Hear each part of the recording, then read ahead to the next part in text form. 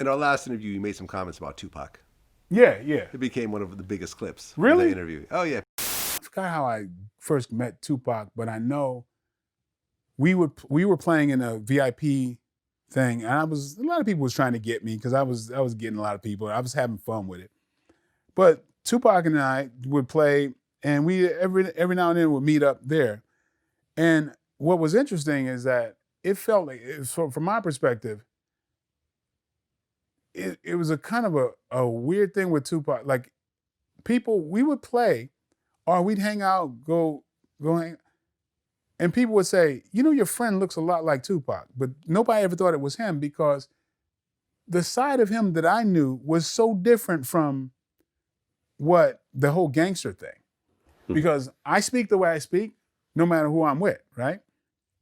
And so I'm kind of like a little bit of a nerd and mixed with, like I'm weird because the way I speak is, you go like, what is that? Like, I sound like I'm from college, but the street, but this, like, and so I think that encouraged Tupac, that side of him that was goofy. He felt like, oh, I could just be myself. And so people were like, oh, that guy's not Tupac. Tupac's not that goofy.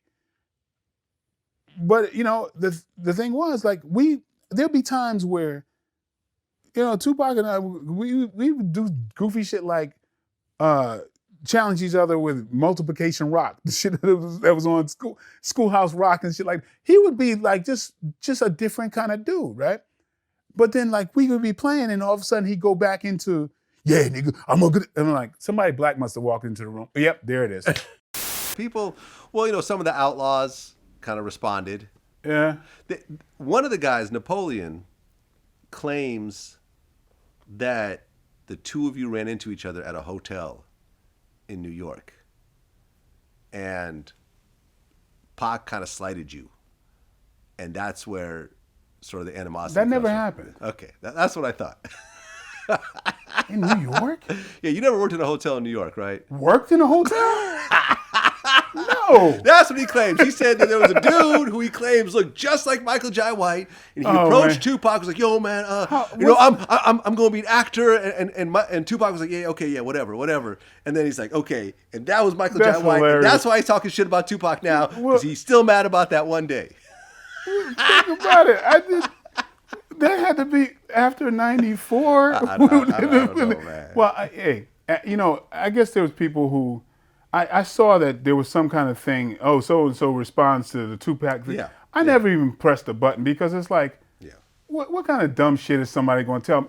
I know what my experience with another human being is, Right. dumbass. You know what I mean? So who's gonna be informed on, like, if I say, it's not like, people always like to default on the negative shit, right? And think like, well, like I'm saying that Tupac, I don't know if somebody thought I was saying that Tupac is two-faced or whatever. Yeah, you said that he acted more gangster around black people.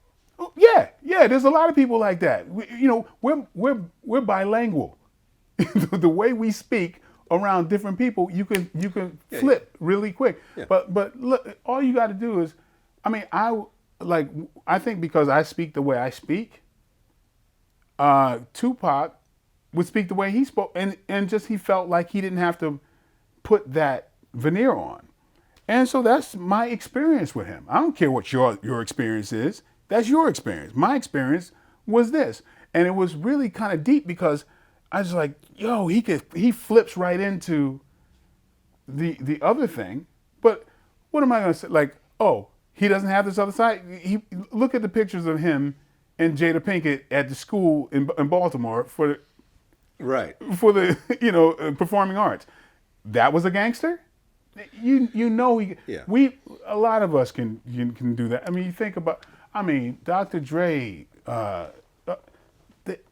We grow up.